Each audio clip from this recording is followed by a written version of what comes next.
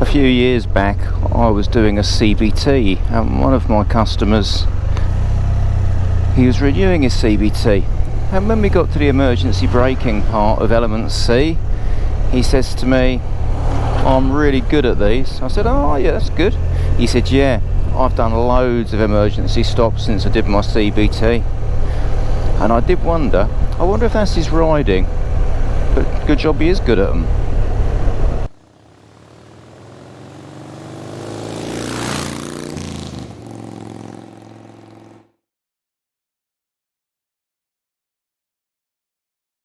Hello there and welcome. So if you've done your CBT or you've done your direct access, you've got your licence, you will have done emergency stops. Emergency stops is part of your CBT at element C and element E, and of course it's part of your module 1 on your direct access or A2, A1 test training and testing. I couldn't remember the last time I had to do an emergency stop, for real. And this season I've had to do 2 within the space of about 2.5 weeks. The first one was when a dog just walked out the road in front of me on a rural road, and I really looked at it and I thought, you know, couldn't really have predicted that at all. And as luck would have it, I'd already reduced my speed just by luck prior to the 30 limit that I was entering. And the second one I'll show you the video clip of. Now in this video clip, it's the road I've used for the last 15 years, many times a week. And I'll be honest with you, I was thinking about something else. I was a little bit on autopilot. Doesn't matter how good you think you are on a bike, what your qualifications are, at the end of the day we're all human. When I reviewed the video clip of it and my responses to it, I can honestly say it would have been better if I'd have been a little bit more switched on, but I don't think it affected the outcome in any significant way. And there's a reason for it. I practice emergency stops when it's quiet. Practice is really important, and today I'm just going to look at a few aspects of emergency braking. What I'm not going to do is teach you how to do an emergency stop. You've done that if you've got a licence or you've got a CBT. But we're going to look at some of the other aspects that I think it might be worth considering. So if you cast your mind back to your training and your testing, you'll probably be taught that in an emergency you close the throttle, you apply the front brake, the back brake, and you pull the clutch in towards the end of the braking phase to prevent stalling. Now I was reading something recently where someone was suggesting that you use the back brake first and maybe pull the clutch in straight away. Some years ago I read a report, some tests had been done by an American police department, and they had practiced emergency stops, leaving the clutch till the last moment and also bringing the clutch in at the point of braking. They found that there were no significant differences in overall braking distances, which is quite interesting. So some people argue that the engine braking by leaving the clutch alone is very useful. What is very important though is the way that we use the front brake. Now over the years of training, something that it seems to be takes time to get mastered is effective front brake use. So we've got students who are quite nervous or afraid of the front brake, and we've got others that love to grab it quite violently and quite strongly. I'm always quite surprised that students seem to think that motorcycles need quite heavy hands to make them operate. And of course the reverse is true. The smoothness and the sensitivity is so important on a motorcycle. So training your hand to be very sensitive in the way that you use the brake lever is a must. So even in an emergency, that initial application should be one that is gentle and then increased with the pressure to get the desired braking effect. Grabbing the front brake is probably a very bad thing to do, in the same way that stamping on the rear brake is also unhelpful. So firm braking is good, sudden, harsh or violent braking is absolutely not good. Grabbing the front brake is unhelpful because what can happen is the front wheel can just lock, but the motorcycle stays on its same trajectory, so it affords very little braking force. Whereas if we gently preload the front first and then brake firmly, we put that weight down onto the front tyre, and that gives us that braking force that we need. So a question that often arises in training is about two-finger braking, just using those 2 fingers on that front brake lever rather than 4. And I know in CVT and direct access, instructors are very often going to say to you, use all your fingers. Well, some people struggle to use all 4 fingers, maybe because the little finger doesn't actually reach the brake lever on some bikes. And I know a lot of off-roaders have used 2 fingers on the front brake. So why do we insist on 4? And if you look on the internet, there's a lot of controversy about whether it's okay or whether it's not. My view on it is this: when you create habits under pressure in an emergency, you will default to what your habit is. Now, I don't believe that, generally speaking, most people will be able to exert maximum controlled pressure in an emergency with just 2 fingers on that front brake lever. I think you're more likely to have controlled maximum force by using all 4. I mean, that's surely why the lever's as long as it is. Now, I get some people make mods to their bike, they have shorty levers, and if it works for you, it works for you. I just think having a conscious awareness of how you use the brake lever rather than just having a habit is what's important here. One other potential problem or risk with having 2 fingers on the brake lever is that your little finger and your ring finger are holding the throttle, and it may be that some brake levers aren't adjusted well. So it could be that in attempting to gain maximum force of braking in an emergency, the brake lever is stopped from its full travel and it traps your fingers, especially if you've got thick padded gloves on. So I wouldn't say it's an out and out no-no, I'm just saying there's a time and a place, and perhaps it's worth considering what might be best if push comes to shove. So some motorcycles have anti-lock braking systems, some have traction control, some have 6-axis IMUs, and some just have good old traditional brakes. Some motorcycles like this one have a semi-link braking system, some have a fully linked braking system. It's good to know what your motorcycle does and doesn't have, and the implications of any technology fitted to it.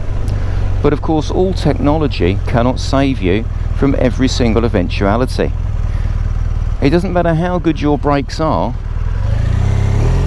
if you haven't got tyre grip, they're of no help to you whatsoever. So your tyre grip is your primary braking force helper, if you like. Your tyre must be able to grip the road to be able to exert braking force. And I've heard people say over the years, you don't need an anti-lock braking system, you know, I can use my brakes, I've been riding for years.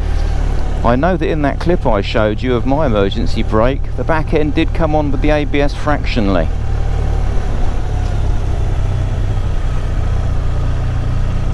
Because there's a couple of unknowns when it comes to emergency braking.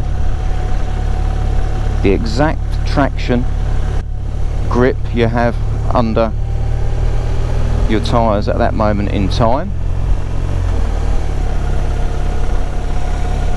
and how firmly you're going to pull that brake on when your brain is thinking what's about to happen.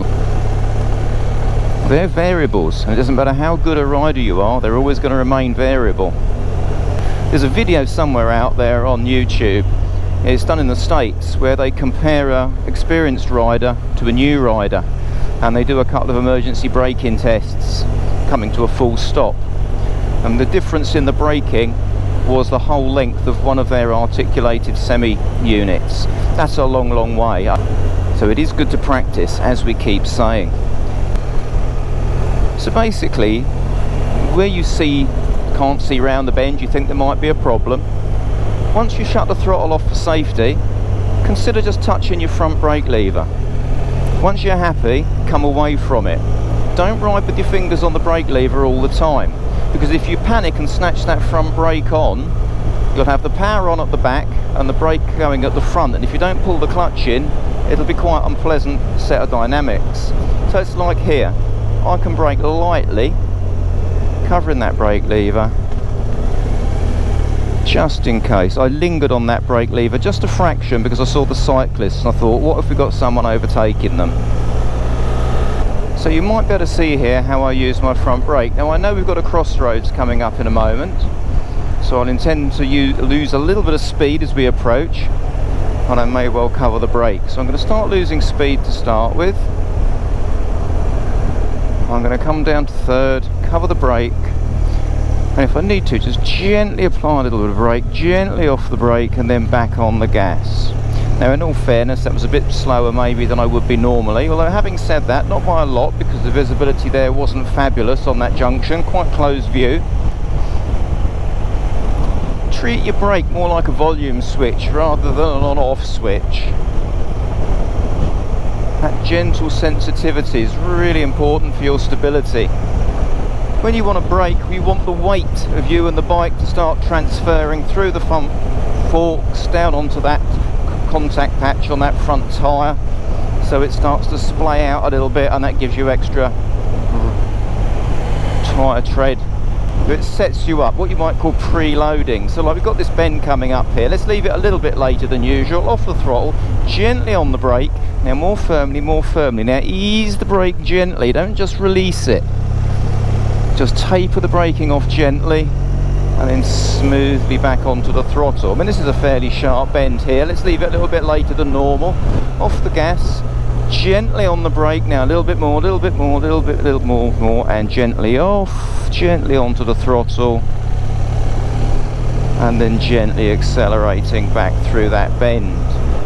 So you're trying to keep your bike in really good balance. So this is a nice quiet bit of road at the moment. Okay, so we're doing about 50 miles an hour. Now I'm going to just practice an emergency stop.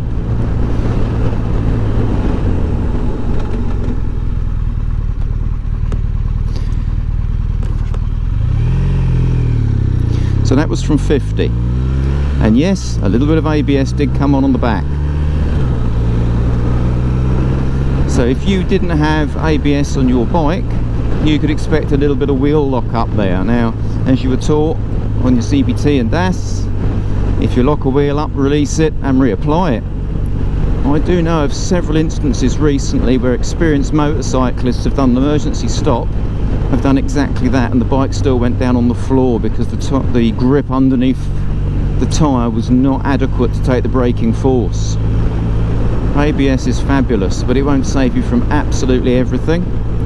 Those guys that I know recently that came off, fortunately no disasters, they were on non-ABS bikes. Now this bike uses a little bit of rear brake on its own, so let's see what happens if I don't use the back brake at all.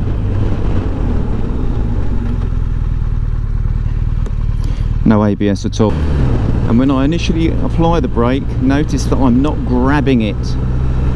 It's an initial gentle application, and then as I feel the bike start to settle to the front, I increase my braking force.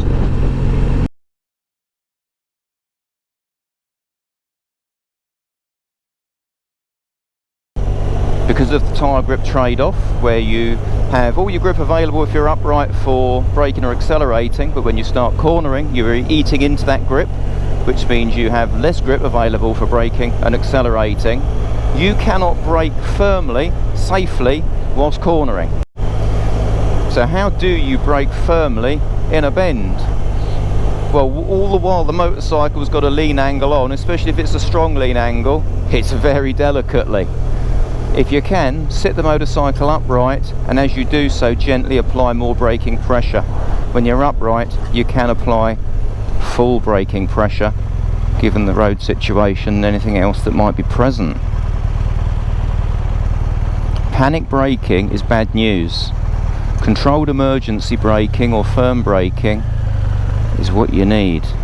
So one emergency or firm braking technique that might be useful on these sort of narrow country roads is when you see a vehicle coming the other way, is to brake firmly and then move the motorcycle towards the left to a place of safety. Firm braking, easing off and then moving to a road position of safety. That firm braking can be so helpful. I mean, this road's got a pretty reasonable view on it. I didn't have to do massively firm braking. But sometimes, you know, you might be out on these rural roads, you might be going a little bit quicker than perhaps you should. Someone might come the other way a bit quicker than what they should. It's good to get the firm braking done in a straight line and then gently ease the brakes and then change your road position. And that's a technique that I like to use. Reason being, I'm not putting extra strain on my tyre grip. I'm keeping the bike upright, easing the brake pressure and then moving out the way. I'm not swerving, I'm just changing road position. You might, in extreme circumstances, actually have to lose your speed and then actually swerve out the way like you did on your Mod 1. But of course on your Mod 1 you weren't reducing your speed first. Those of you that are familiar with the systems such as OSM PSL or IPSCA, the advanced system, might say, well actually you're doing it the wrong way around, because you're doing the speed phase and then you're changing your position. But of course that's not strictly true, because as using the system you're assessing your position and deciding to maintain it. You're then going to the speed phase and deciding to do firm braking, maybe assessing your gear. You're certainly not going to accelerate, so you return the system again and go back to the position phase, at which point you move the position of the motorcycle out of the way. And you might ask, why would you do it like that? Doesn't it seem a bit complicated? But at the end of the day, if you look at the verges along here, they're all covered in lots of gravel and broken tarmac and very soft edges. If I was to meet a van or a lorry along here, I need to get my speed off and I need to get out of the way so it can pass me, or even a car on this particular section. I don't want to be braking massively, strongly on those broken, soft, gravelly edges. So what I want to do is I want to keep the bike on the best bit of tarmac I can find to maximise my grip for braking. Then I want to come off the brakes, preferably completely if I can, if not very softly maintaining the rear, and allow the motorcycle then to move onto the rough, broken, gravelly areas if necessary for clearance from the oncoming vehicle. So it may not appear systemised on the face of it, but it actually is. And what we're doing is we're using the best road surface that we can for our maximum braking. It's like with that lay-by there and that lay-by coming up here. If a car was to come round there, I'd brake firmly now, get off the brakes, and then go onto that nasty area for the space. So on this road here we can see we have a number of traffic calming measures, these little speed pillows, and sometimes they go all the way across the road. It's worth noting that if you are doing emergency or firm braking, your suspension is likely to be compressed to a high degree or even its maximum. You want to make sure that you don't ride onto one of these speed humps or a pot or anything else on the road that needs your suspension while you've got firm braking going on, because when you hit that part of the road your bike essentially has got no suspension. So the thing to do is, if you can, ease the brake off, unload the suspension, and then let the wheels take the problem on the road so the suspension can do its job, and then if you need to, continue to reapply that brake.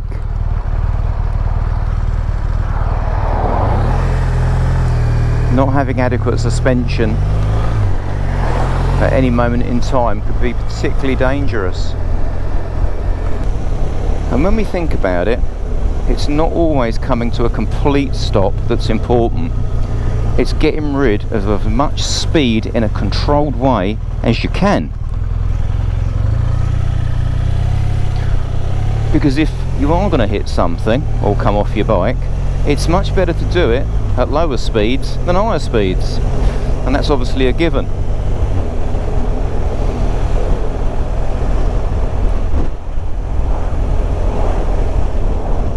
And here's the other thing to consider as well.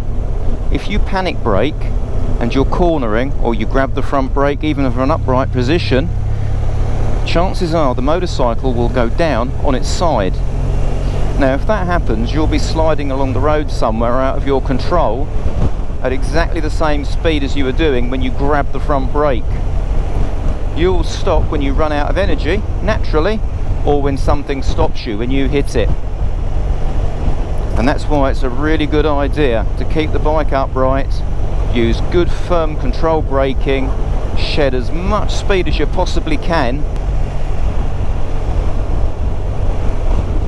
Very difficult to practice some of these manoeuvres safely, of course, but your rehearsal doesn't really want to be when you need it the most. And it's least worth having a think about things, because you don't want to be unprepared. The more proficient you are with your machine, the better you are. And I can't reinforce enough the smoothness of how you need to use that brake lever.